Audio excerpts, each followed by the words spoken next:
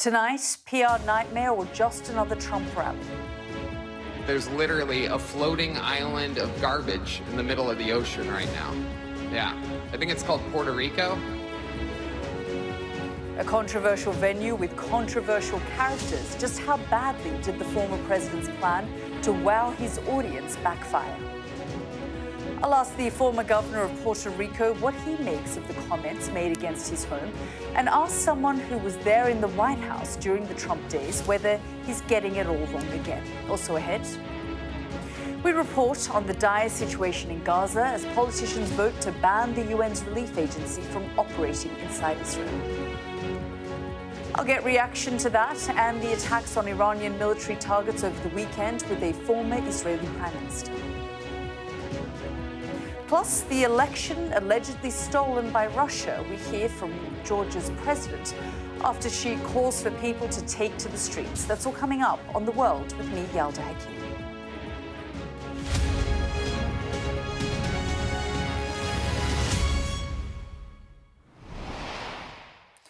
Good evening and welcome to the programme. I just want to begin the show this evening with some breaking news. Israeli politicians have today voted to ban the UN's relief agency, UNRWA, from operating inside Israel. The UN are warning it could lead to catastrophic consequences for those living in Gaza.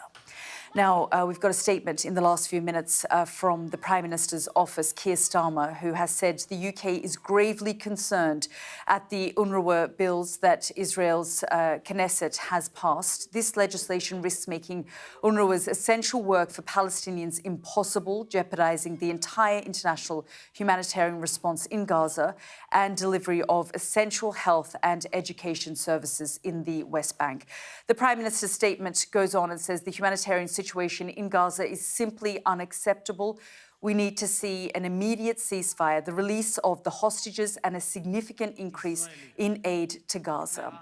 Under its international obligations, Israel must ensure sufficient aid reaches civilians in Gaza. There's been a lot of concern and condemnation by the international community about this move by the Knesset.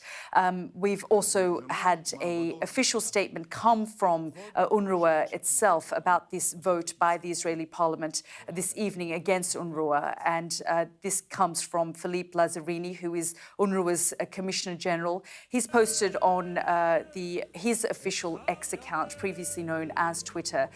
He said the vote by the Israeli parliament, the Knesset, against UNRWA this evening is unprecedented and sets a dangerous precedent. It opposes the UN Charter and violates the State of Israel's obligations under international law. This is the latest in the ongoing campaign to discredit UNRWA and delegitimize its role towards providing human development assistance and services to Palestine refugees. These bills will only deepen the suffering of Palestinians, especially in Gaza, where people have been going through more than a year of sheer hell. So that's the statement from Philippe Lazzarini, the UNRWA Commissioner General, condemning this move. It said it will deprive over 650,000 girls and boys from education, putting at risk an entire generation of children. So concern there from the Prime Minister's office and condemnation from the Secretary General of the Commissioner General of UNRWA, Philippe Lazzarini, this evening. Well, as we've been saying, it comes as at least 1,000 people have been killed in the last 3 weeks alone. That's according to authorities in Gaza. Israeli tanks have advanced into the towns of Beit Lahia and Beit Hanun, as well as the Jabalia refugee camp, despite emergency services warning that around 100,000 people are stranded there without food or medical access. As part of this new operation in the north, troops have been targeting hospitals Israel says are being used by Hamas. The Kamal Adwan hospital is one of them. The Israeli military says it captured 100 militants there. Sky News has filmed inside the hospital and spoken to a doctor who lost his son. And a warning, this report from our Middle East correspondent Alistair Bunkle does contain images of some of those who've been killed. When aid agencies warn that Gaza's hospitals are barely functioning, this is what they mean. The wounded lie on thin mattresses wherever there is space. The empty stairs and emotionless eyes tell stories where words have failed. There is the occasional cry or groan of pain, but mostly people are silent, dazed, numb to this catastrophic war. Israeli forces entered this hospital last week.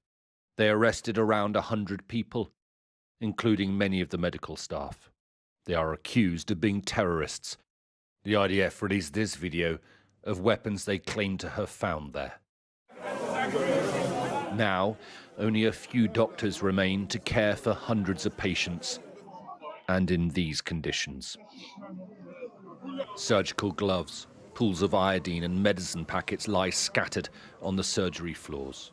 Soiled gowns and blankets are piled in heaps on the edges of the corridors. The storeroom has been left ransacked.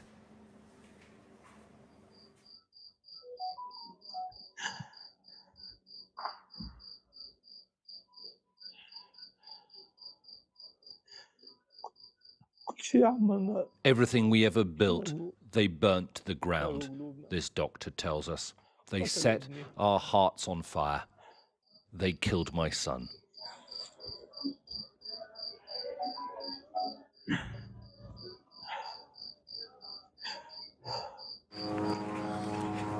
Outside, the never-ending buzz of Israeli drones continues in the skies overhead. And a few people wander through the besieged wasteland. What hasn't been buried under the rubble has fled elsewhere.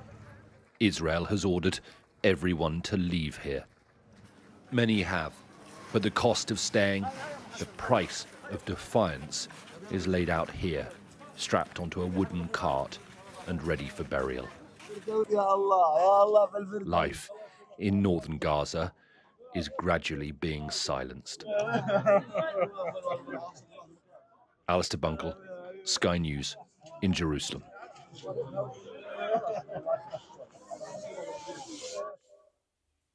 Okay, joining me here in the studio now is Ehud Olmert, a former Prime Minister of Israel. Prime Minister, thank you so much for joining us. Always good to see you. I just want to begin this evening by asking you about this bill that the Prime Minister's office, Keir Starmer, has expressed deep concern about because this vote by the Israeli Knesset against UNRWA this evening, Philippe Lazzarini, UNRWA's Commissioner General, has condemned it and said it is unprecedented and sets a dangerous precedent. He says it opposes the UN Charter and violates the State of Israel's obligations under international law. Well, you know, it was also unprecedented that some of the UNRWA workers took part in a massacre on the 7th of October 2023. And they were absolutely, they were the proof that they were part of the killing and the raping and the butchering Israeli citizens. So I don't know exactly what is the scope of this. I'm not right now in Israel to be able to judge all the possible ramification of the legislation.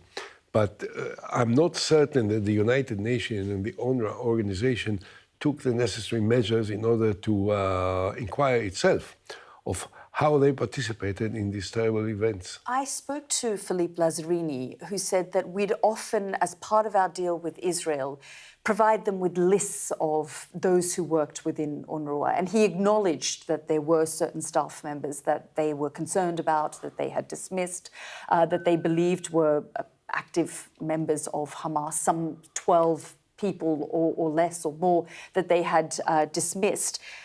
But this is the backbone of the humanitarian aid into places like Gaza, for example. Yalda, if I may say, I'm not certain that I can speak with the same certainty about the significance of this to the education in Gaza. Gaza is in a mess right now, and it has to be taken care of. And we certainly have to make sure that as long as we are there, that the education will be provided to everyone that needs it, and that there can be no argument about this.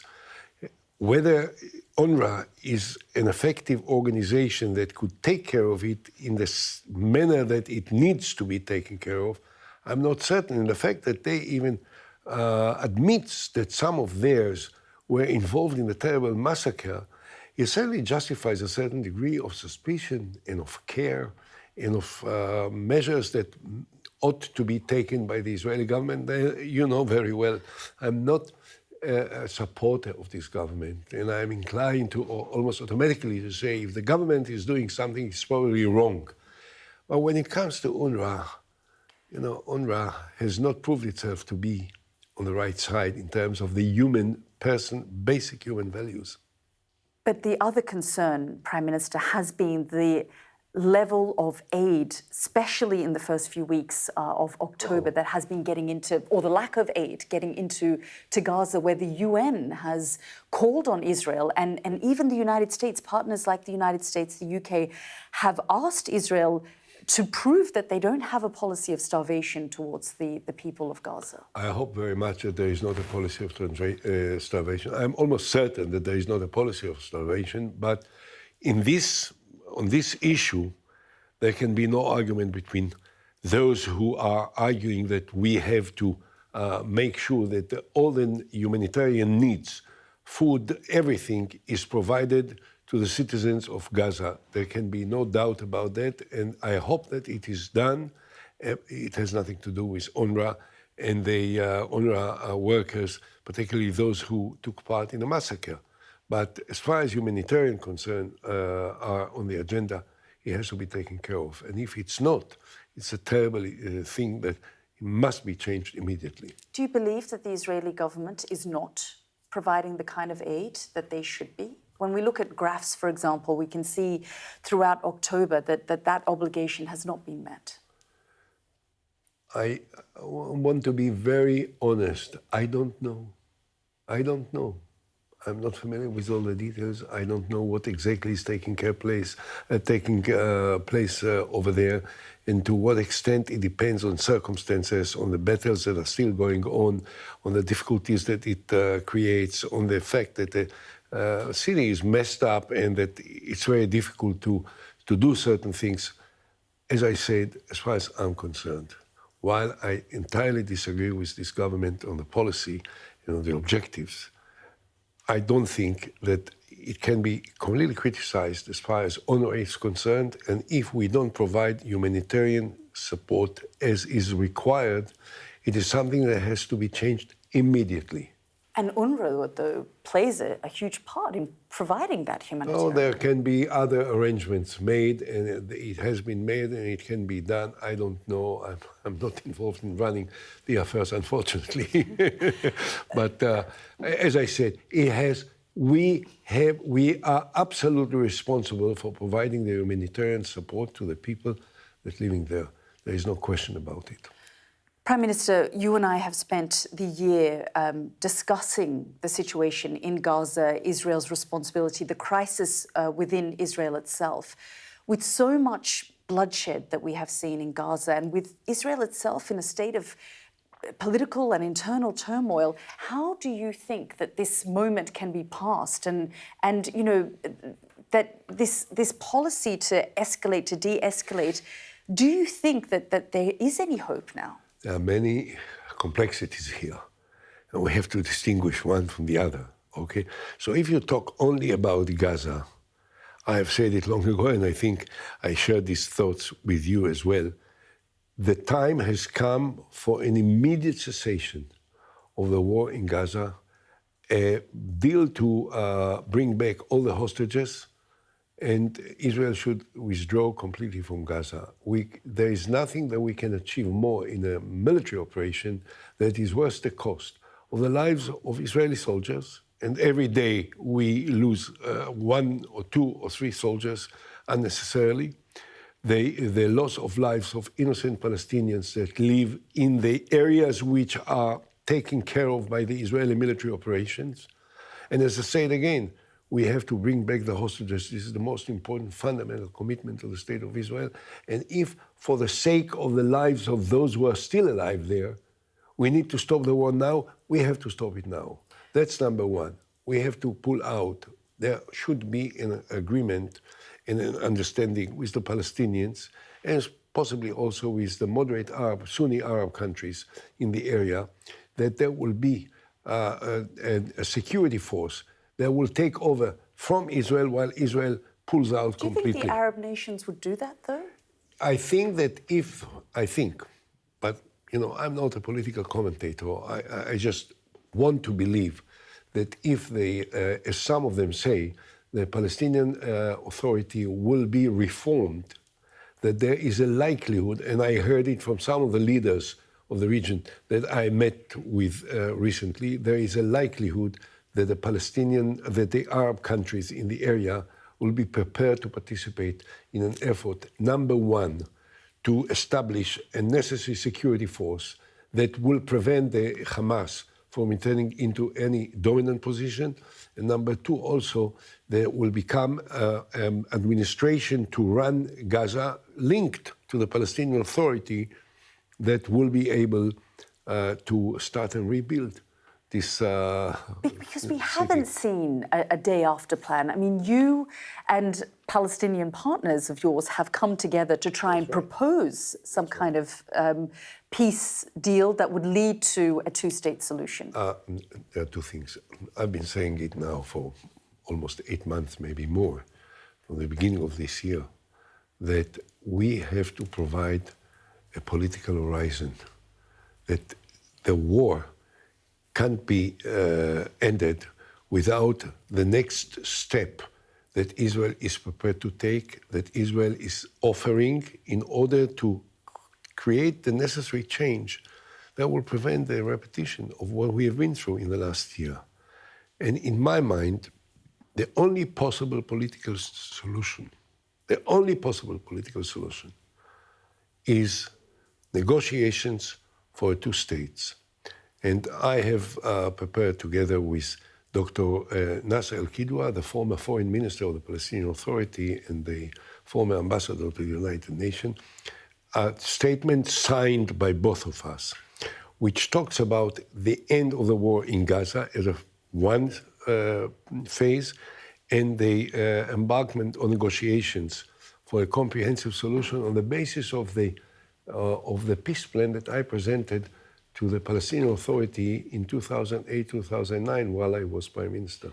Are you worried? Next week is the US elections, and I know you'll say it's up to the Americans to decide who they want as their leader. But should there be a Trump 2.0, are you worried that the proposal that you're making and the idea of a day after two-state solution is not something that the Trump administration would have appetite for? I'll tell you something, which I'm afraid some people tend to forget. Donald Trump proposed the deal of the century in early 2020, while he was still president. And he called, the most spectacular peace plan, the deal of a century, whatever. The deal of a century was explicitly talking about two states. So as far as two states are concerned, there is no difference, in my mind, between Kamala Harris and Donald Trump.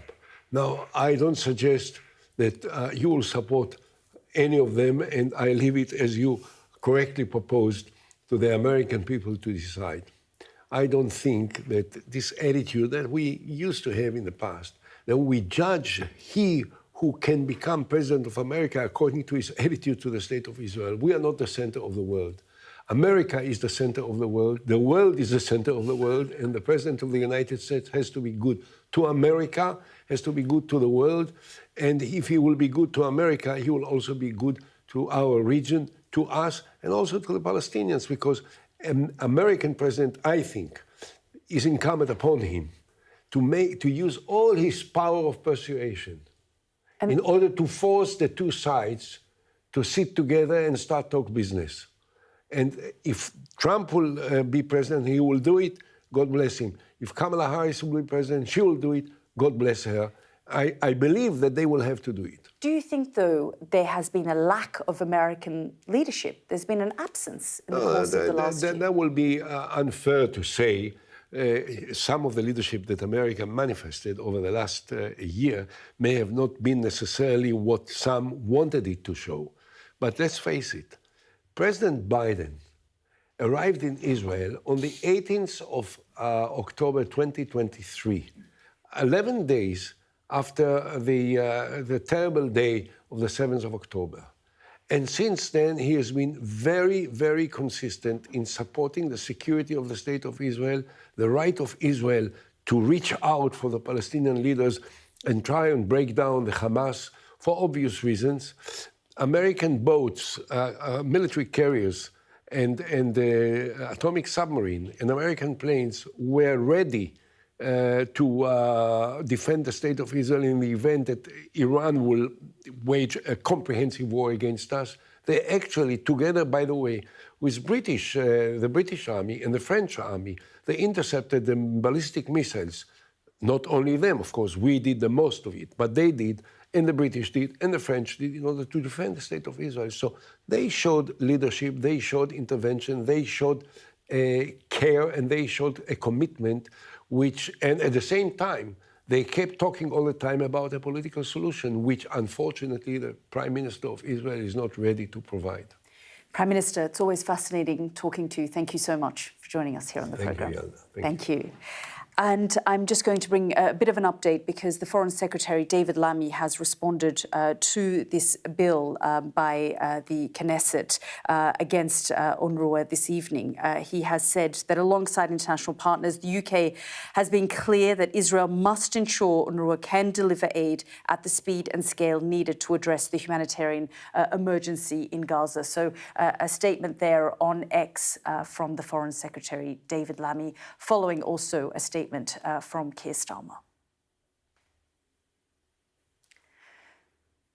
Well, stay with us on The World with me, Yalda Hakim. Coming up, is it a case of one joke too far for Donald Trump at his latest campaign rally? We'll head on the campaign trail as Donald Trump and Kamala Harris have just over a week to convince America they should have the keys to the White House.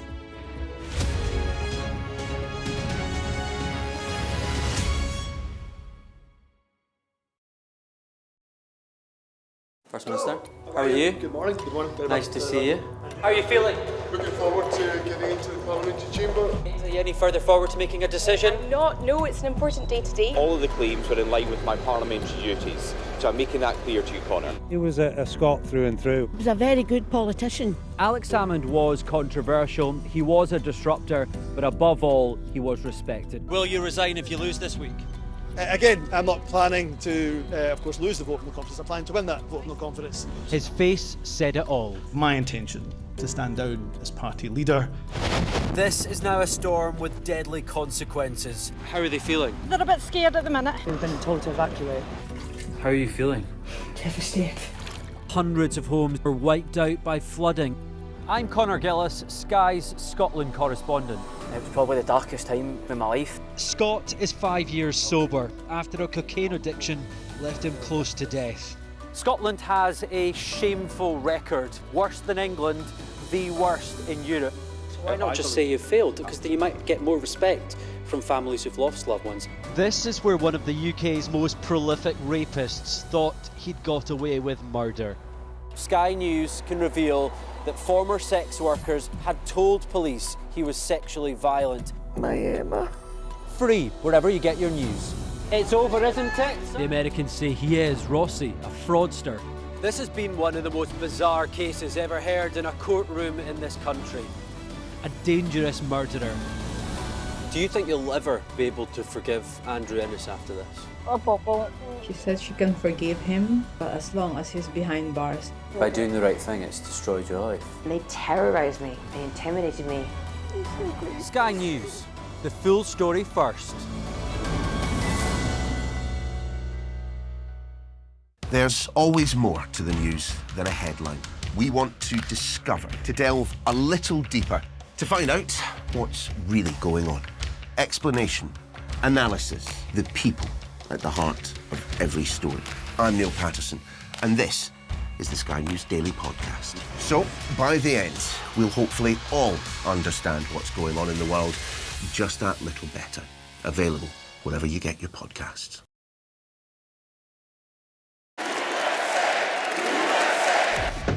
I say Bring it on. With America divided and tensions running high, get ready for an election like no other. Join our teams as we follow the campaign trail as America decides. We will win, win, win. Get closer to the action this US election with full reaction and analysis. Sky News, the full story first. The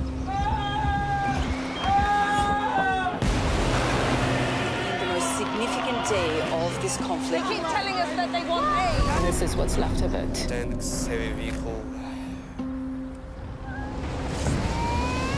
Why only in America? People want their country to work. Just want to jump in a normal life. Why are these homes empty? I want you to be honest with people. That has happened within minutes. Sky News, the full story first. Free wherever you get your news. Welcome back to the programme. Well, in the last few minutes, we were speaking to the former Israeli Prime Minister Ehud Olmert, and we also brought you that developing story from the last couple of hours that Israel's parliament has proposed a bill to ban the UN's relief agency, UNRWA, from operating inside Israel. Well, in the last few minutes, the Reuters news agency has reported on another ongoing conflict, this time in Lebanon. The Reuters agency says at least 60 people have been killed and dozens wounded in Israeli strikes on Lebanon's Bekaa Valley. We're also hearing from the Lebanese Health Ministry, and they've reported that at least 16 people have been killed in Israeli strikes on eastern Lebanon's city of Baalbek. So a bit of an update on the death toll there from Lebanon as well. Now, let's go to the United States. And if somebody invited you to a Donald Trump rally, you'd expect the main event to be, well, Donald Trump. Well, last night's performance at Madison Square Garden, however, was the exception. With just 9 days until Election Day, Trump supporters filled one of the most famous venues in the world to listen to the former president in the final stretch of this campaign.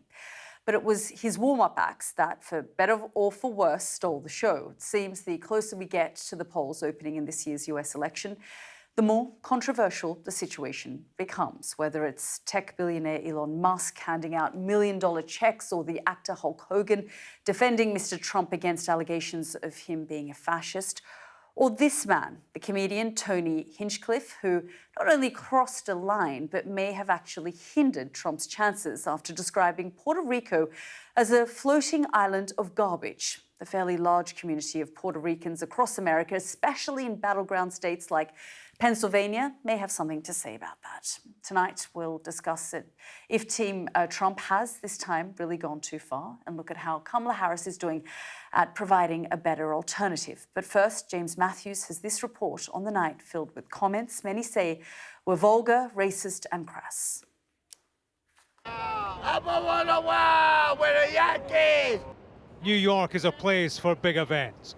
This was Monday, and the Yankees were playing in the World Series.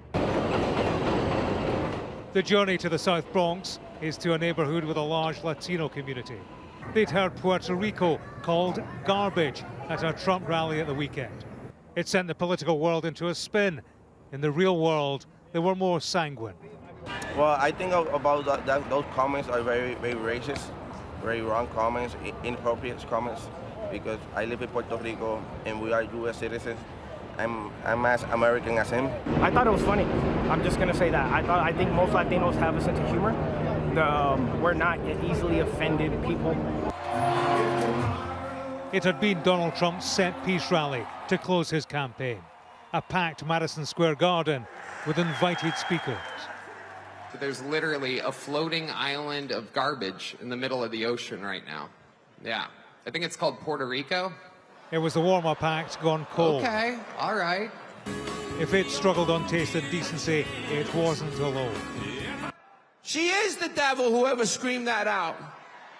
She is the Antichrist. Her and her pimp handlers will destroy our country.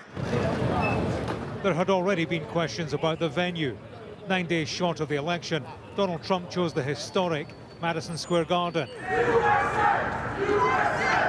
where history can't hide the hosting of a Nazi rally in 1939. At that time, it was a gathering of American Nazi sympathizers. Trump's opponents are drawing a parallel between the past and present. Can you let me answer the question? Ahead of the rally, Trump supporters rallied round. Donald Trump is the furthest from a fascist imaginable. You know who's a fascist? Not according to his close aides, Mr. Giuliani. Not according to the leftist, socialist, communist media. His former senior military advisor. His former his senior chief of staff. military advisor is well known to me. He was fired. We might have seen the makeup of a second Trump administration. Billionaire Elon Musk was part of the warm-up. The future is gonna be amazing! The headline act had dark words for his rival performer. She has violated her oath, eradicated our sovereign border, and unleashed an army of migrant gangs who are waging a campaign of violence and terror against our citizens. Kamala Harris offered Monday morning reflections on the night before. He is focused and actually fixated on his grievances, on himself, and on dividing our country. The Trump rally featured a range of speakers, the majority of whom, of course, will never come near office or any Trump administration. But this was his closing address, an opportunity to reinforce the campaign message. Some of the darker material on stage coloured the tone. And it's important in a vote where size matters, large and small. James Matthews, Sky News in New York. And we'll be talking to James in a moment, but let's speak now to Dr. Ricardo Rosselló, a current US Congressional Delegate for Puerto Rico and a former governor of the island. Thank you so much, Dr. Rosselló, for joining us here on the programme. I first of all want to get your reaction to what was said at the rally last night. Well, it is egregious, insulting, and in my view, it can cost President Trump his re-election if this is not addressed appropriately. Look, our people are far from garbage. We are the opposite. Our people are kind, gentle, creative, talented. Puerto Rico is the connector of the Americas, both culturally and geographically. Puerto Ricans have a legacy of patriotism with the United States going to all of the armed conflicts since 1898, and we are proud U.S. citizens. So let me be very clear. These statements need to be rejected by everybody. And I understand that it is a comedian, but it is quite different when a comedian makes a statement in a comedy club than when he does so in a political rally that is aimed to gain more people, to attract more folks, to establish policy. And all it has done is shed light. So I firmly believe that these comments need to be rejected, and specifically, they need to be rejected by President Trump himself. Are you concerned that that rejection hasn't come yet? Although the campaign is trying to distance themselves, and you know they're saying, well, it's a comedian. Fox News is saying it's just a comedian. He joked about everyone. The campaign is saying, well, it's not something the president has necessarily endorsed. But the fact that there isn't sort of a complete rejection, are you worried about that at this stage? Yes, I think those partial rejections don't work with the people, with the electorate. I think a direct and genuine message from the president could work. You know, this is something very simple. It's something very clear. It's something that the president has been adept to doing in the past, using his social media, and just be forthcoming, genuine, because I see it very clearly. If he does not reject these comments, it will cost him dearly in the elections. And if he doesn't do so, he is implicitly accepting them. So I am hopeful that he will reject them on behalf of the people of Puerto Rico, many of whom support the president, but now it has shed some doubt on that front.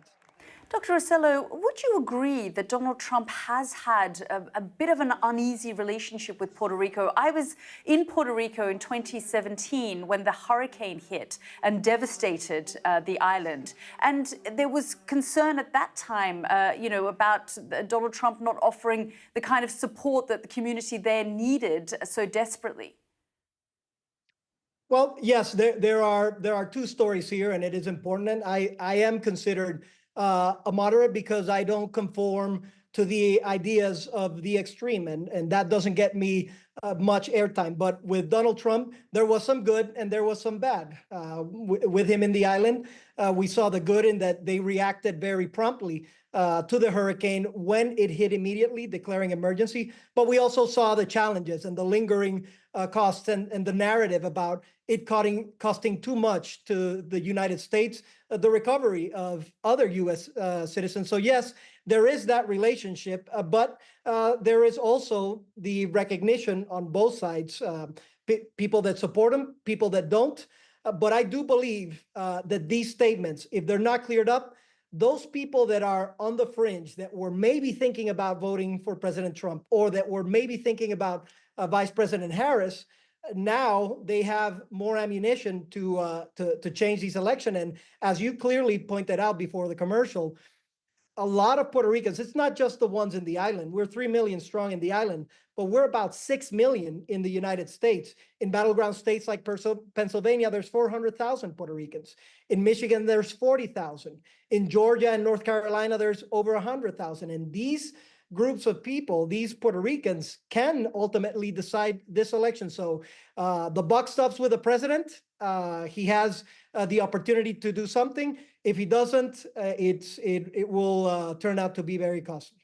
Dr. Rosselló, just briefly, I mean, as you say, there are sizable Puerto Rican community members in these battleground states. What are they now saying to you when you speak to them about these comments and what was said over the course of the last 24 hours? So I have the responsibility of carrying a bipartisan effort of Puerto Ricans in the United States that are working towards statehood. They are called the Extended Delegation, and I'm very proud of them. We're almost 30,000 strong, and the type of messages that I've been receiving, and this is very, there's been support and rejection, of course, but the surprising ones have been some supporters that have stated, and I'm saying this verbatim, I used to support him. I don't know how I could support him now. What is wrong with our party? Why are they doing this, allowing this for Puerto Rico? And I can't support him unless there is a clear rejection on this matter. And on the other side, those that were on the fringe of supporting Vice President Harris now have more ammunition because, as you're aware, she also presented a platform for Puerto Rico on that day earlier during the day. And that sort of puts the contrast right in play. Dr. Ricardo Rosselló, thank you very much for joining us here on the program. Thank you. Well, as you heard there, some anger over comments made last night. So has Team Trump gone a step too far? Well, let's ask a man who knows Donald Trump well, his former State Secretary for Commerce, Wilbur Ross, who joins me now live. Thank you very much, Mr. Ross, for joining us here on the program. We'll get to the economy and some of Donald Trump's policies in a moment, but I just want to get your reaction to what was actually said at Madison Square Garden and the emotion that has now been created as a result of some of the comments, especially about the Puerto Rican community. I think the truth is that Latino Americans in general have been moving very much toward Donald Trump. Puerto Ricans and others as well. And I think all you're seeing is the Democrats trying to pump a comment by a comedian who's not a Trump person. I don't even know if he intends to vote for Trump. So attributing that to Trump has nothing to do with Trump's actual attitude. You heard the former governor say how promptly Trump reacted to help Puerto Rico after the hurricanes that occurred early in his administration. And I can tell you, since a lot of that aid was dispersed by the Commerce Department, President Trump very much wanted us to be very supportive. So the notion that this changes anything is silly, it's baseless, and it's wishful thinking on the part of the Democrats. Do you think, though, that the president should come out and should condemn the comments? I don't think that if he has to comment on everything every comedian says, how about all the left-wing comedians who mock him at every rally, who call him a fascist. I don't see Kamala Harris retracting those, and those are much more serious than this little flip thing that some comedian said. It's a lot of nonsense. I guess because it was said at his rally ahead of him speaking. He doesn't get to censor what people say at the rally, particularly not comedians. It's just not the way the world works. And there are a lot more important issues than that. Well, let's get to some of those issues, Mr. Ross. The economists now are saying that the economy of the United States is the envy of the world. Why do you think, when the economy is now doing quite well and unemployment is down, so is inflation, that people are still seeing the economy as a #1 issue in the United States when it comes to this election? Well, they are, and they are correct. Because, first of all, the favorite measurement that the Federal Reserve uses of inflation is a very narrow measure. It doesn't include food, and it doesn't include motor fuel. And yet food is one of the big problems that people have felt. So the reason the average American doesn't like the economy is it's not treating the actual real-world person very favorably. Economists live in a little bit of an ivory tower, and almost all of those same economists have been anti-Trump since the very beginning. Do you think that imposing tariffs, which is something that Donald Trump is likely to do if he is back in the White House, could further hurt, Mexico's economy, for example, which could have an adverse effect on the United States? Well, the biggest problem that the Mexican economy has is that the Labrador government reneged on some of the commitments they made in the USMCA treaty.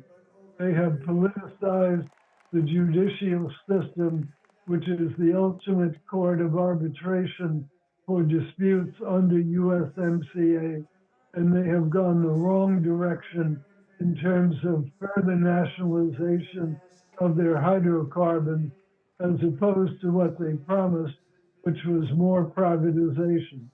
So to the degree Mexico has a problem with the U.S., it's of its own making.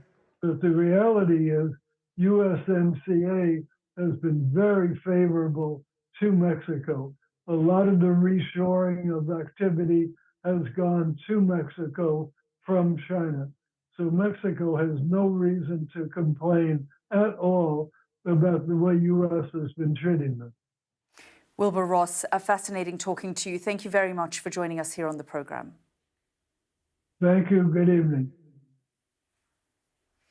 Well, let's go straight to our James Matthews, who joins me live now. And James, we're getting reaction there from both Wilbur Ross and one of the current US congressional delegates for Puerto Rico about those comments made at Madison Square Garden last night about Puerto Ricans by that comedian. You heard there Wilbur Ross saying it's not the responsibility of the president to condemn every comedian and their comments. Just give us a sense of some of the things that you've been hearing. Hi, Yalda. Yeah, I was at that rally in Madison Square Garden yesterday, and I would say that there was silence, indeed derision, amongst the 20,000 crowd when that particular supposed gag was told. It didn't go down well at all, real lead balloon stuff in the room at the time. And, of course, the Trump organization have distanced themselves. I'm here at the Yankee Stadium. Big night tonight here. The Yankees are playing in the World Series. A large following in this area of South Bronx, large Latino community. So many Puerto Ricans, people from the Dominican Republic are at the game. And it was interesting what our guest from Puerto Rico had to say. He's clearly very angry. I spoke to, I'd say, 7, 8 people, all from a Latino background. Only one was angry at what he heard. You heard him in my report. I have to say the rest were quite sanguine about the whole thing. One, again, you heard my report saying, look, he's a comedian. They should be allowed to say what they like for the purposes of entertainment. That's true. This guy was a comedian, but I think last night, clearly that joke didn't go down well. There was racism on stage. There was misogyny. And I think what that did was to colour the tone and the content in a way that many people will find ugly and threatening. And that matters, particularly, I suppose, in the Latino community, in minority communities across the United States, because trust is an issue. Many within the Latino community and elsewhere look like they are going to give Donald Trump their vote this time round, largely for economic reasons, but trust is key in terms of Donald Trump and the promises he is making to these kinds of communities, a trust that can only be diminished by what they heard in Madison Square Garden last night. Yes, exactly. I mean, you know, as you've been reporting throughout the year, James, and as we've been seeing, I mean, one of the strategies of the Trump, you know, campaign is to bleed into some of those African-American votes, people who would naturally vote for the Democrats, or now for Kamala Harris, or the Asian community, or the Latino community. So there is some concern growing around these sorts of statements in the final stretch. Yeah, there is. There's certainly concern amongst Democrats who see Kamala Harris sticking in the polls despite, you know, this whiff of scandal, the alleged associations with the Nazi rally, you know, the stuff that was said at this rally yesterday. It is mud that does not stick to Donald Trump. We have seen this. His campaign are confident that there will be no blowback from what happened yesterday, and their confidence is rooted in experience. You know, he's a man with a history of sexual abuse, business fraud, criminal conviction, and the rest, and yet it doesn't seem to shake his base, a support base that has stopped listening really to scandal. It is background noise, a background soundtrack to this campaign that they simply can't hear because they have heard enough. So that's the Trump base, and that's a Trump tactic to hammer at the base to make sure that they turn out to vote for him. All sorts of concerns for Kamala Harris. Right now, in terms of the polls, she's below where Joe Biden was in 2020. You know, on the big ticket items, the big subject areas, abortion, on which she has done well, a subject which in 2022 held back the red wave. You have to think at this stage where minds are made up. Minds on abortion and reproductive rights will be made up, and yet they haven't elevated Kamala Harris to a place where she wants to be in the polls. It's a concern for her, particularly at a time when Donald Trump is gaining marginally with Latinos, with black men, you know, with the Arab American vote, and so on. Small gains with big consequences in battleground states. Yeah, very much so. And as you say, 8 or 9 days to go now. James, thank you so much for bringing us up to date. Now let's head to Georgia. The general election there has resulted in keeping the ruling party in power. The news has been met by protests, with thousands taking to the streets of the capital Tbilisi this evening. It's caused a big divide in politics and society as the country grapples with how close it wants to align itself to Russia. Well, Georgia's Prime Minister has insisted that votes were cast openly and fairly. Meanwhile, the president, who is seen as pro-Western, believes the election to be stolen, branding the whole thing a special Russian operation. She spoke to our correspondent, John Sparks. When we met you at the polling station on Saturday, you were convinced that the opposition would win. You said, "Tonight, victory will be ours. Our dreams will come true." What happened? I was right. We won the elections. The opposition, when I say we, it's not the opposition, it's the pro-European forces won the elections. The fact that they were stolen is a different story. The electronic equipment that was for the first time used in elections in Georgia was used to reproduce votes with one ID. You could vote 15, 17, 20 times, and that is being documented in many manners. What evidence do you have of this? There are evidences. It's not me, but I've been shown the evidence. You're convinced by the evidence that you have seen that this election has been If I had rigged? not been convinced, I would not have announced that these elections are not legitimate, that they have been stolen from the Georgian people. Very interesting to see that the only places where the election was free, limited, because people were not allowed to vote in mass, but where they were free, that is in our diaspora, 90% of the voters gave their votes to the pro-European choice. Leading figures in the opposition have described the election as a Russian special operation, planned in Moscow, executed by Ivanishvili, the leader of Georgian Dream. Do you agree with that? Yes, I think, I don't know whether it was planned in Moscow, but the methodology, the sophistication, the extent, the fact that in different places of the country, different methods were used in parallel, all of that is a very good organization. It's not something that was just done, I try to fraud here and there. It was very well planned in advance, organized. I think they were support. It is the mark of the signature of FSB and that type of organizations. What is very interesting also is that the propaganda that we have seen in the previous weeks, the electoral propaganda of the Georgian Dream, was a copy-paste of Russian propaganda videos. Okay, I mean, it's a strong accusation to make. I mean, some people in this country are going to say the real problem here is that the opposition, including yourself, are refusing to accept the verdict of the... I'm not included in the opposition. Okay, but the opposition are refusing to accept the verdict of the election. The problem here is that they don't accept the result because it went against them. As I said, there are so many elements that show where is the will of the Georgian population. It was shown on the streets last March, April. Those hundreds of thousands of people, where have they disappeared? They didn't vote? No, those are the people that instead of leaving the country, young people, stayed. Those are the young people that said, we'll stay for the elections, it's our last chance and we'll take it.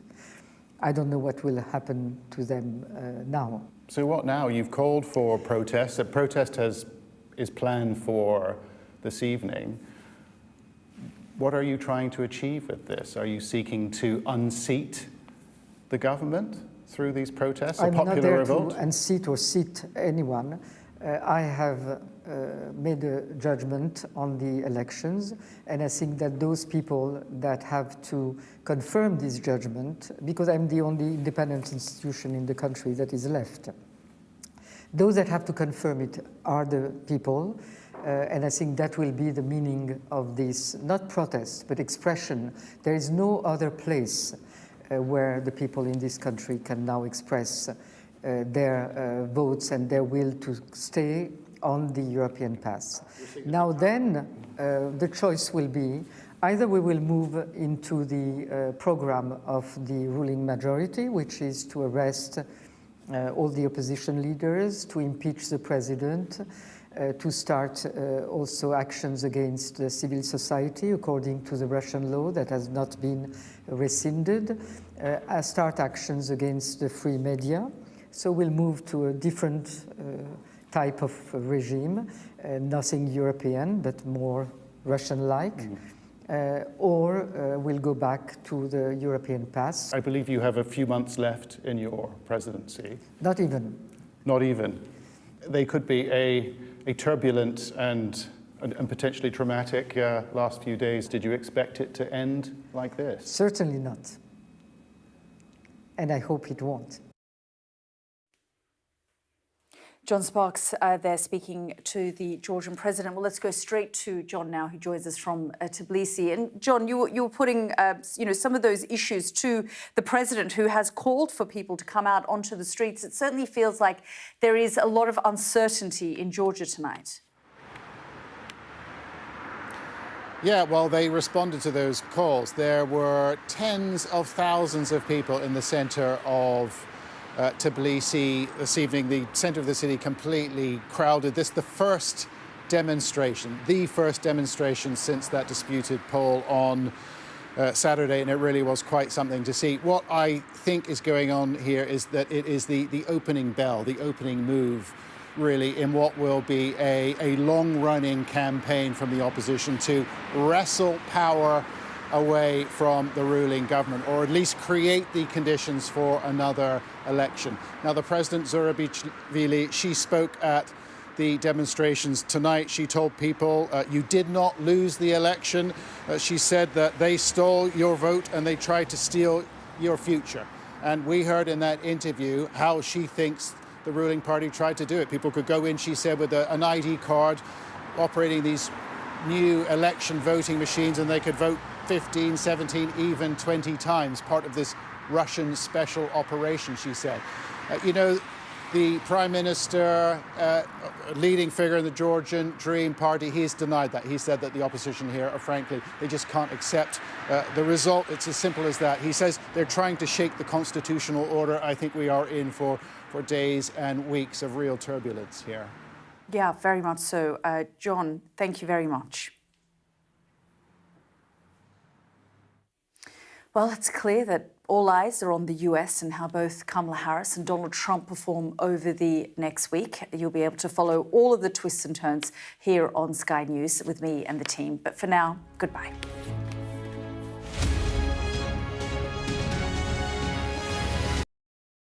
There's always more to the news than a headline. We want to discover, to delve a little deeper, to find out what's really going on. Explanation, analysis, the people at the heart of every story. I'm Neil Patterson, and this is the Sky News Daily Podcast. So, by the end, we'll hopefully all understand what's going on in the world just that little better. Available wherever you get your podcasts.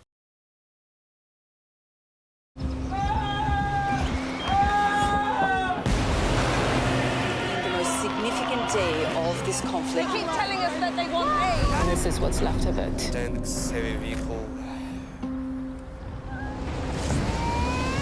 Why only in America? People want their country to work. You want a job in a normal life. Why are these homes empty? I want you to be honest with people. That has happened within minutes. Sky News, the full story first. Free wherever you get your news.